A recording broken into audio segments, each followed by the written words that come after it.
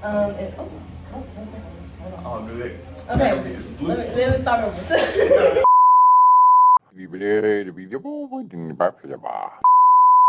don't want to talk too loud either. This might be difficult. I should have brought my, I have those mics that go into the phone.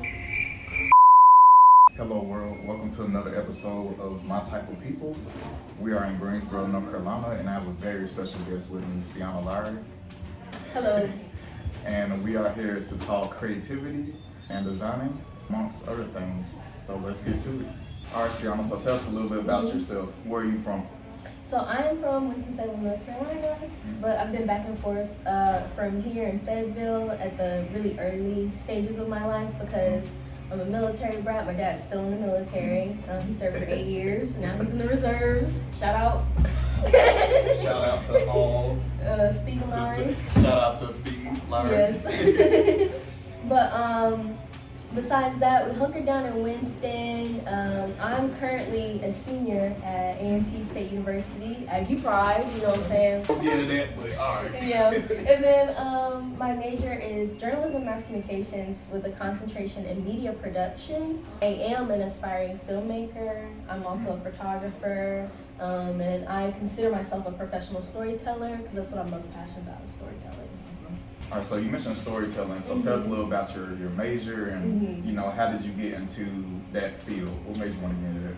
So I've always been really good at telling stories, playing like make-believe, having imaginary friends. I was always the one to like kind of get kids involved on the playground and like coming up with roles and stuff. So, but I didn't really notice that I was passionate about that until high school. I took a radio and broadcasting class, and I noticed that I really liked doing voiceover work, and I liked writing scripts and doing spots and things. And then when I found out you can get cameras involved in that, that made it even more immersive for me. So when it was time to apply to college, I really wanted the HBCU experience. But at the time, UNCG had like a better film program, but I ended up going with A&T, so I was like, I want to be around my people. Right. So the options for my major had a lot to do with news. So I learned how to do things behind the camera and in front of the camera when it comes to news through A&T. But I learned a lot about editing. So all the stuff that comes with like film stuff was more so self-taught. I also have a professor, and he also works on IT at A&T. His name is Mr. Moy. And he's, shout out Mr. Moy. He's worked on productions before, and he's taught me a lot when it comes to like, you know, putting myself out there and like just creating your own stuff to like get started. So tell us a little bit about your current projects, what you got going on right now, and then even some future projects you got coming in the works. Gotcha. Because A&T is so based in like news, I needed an outlet for like films. That's what I'm really passionate about, storytelling. I wanted to go into film. So I found an unofficial club that was called Aggie Filmmakers. I joined that club, and I ended up joining the e-board and I helped make it an official club. So through that club, we like teach our members how to edit, how to write scripts, the process of like being a production assistant, being a producer, all that good stuff. And then we help people build their portfolios by helping them create their own works, whatever they want to do, whether it's like music videos or like short films, stuff like that.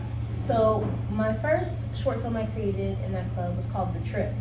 And it's about it's about this girl who she meets some quote-unquote friends. They don't really have her best intentions at heart, but while she goes on a trip with them, she decides to take psychedelics.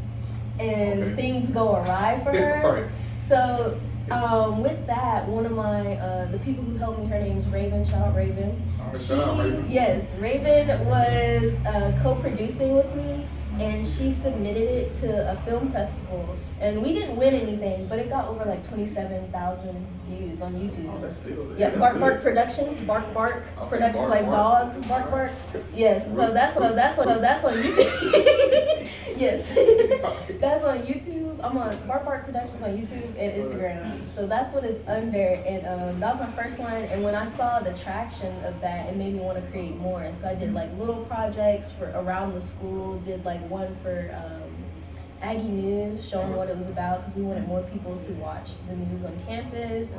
One introducing like Mr. Moy, I brought him up earlier.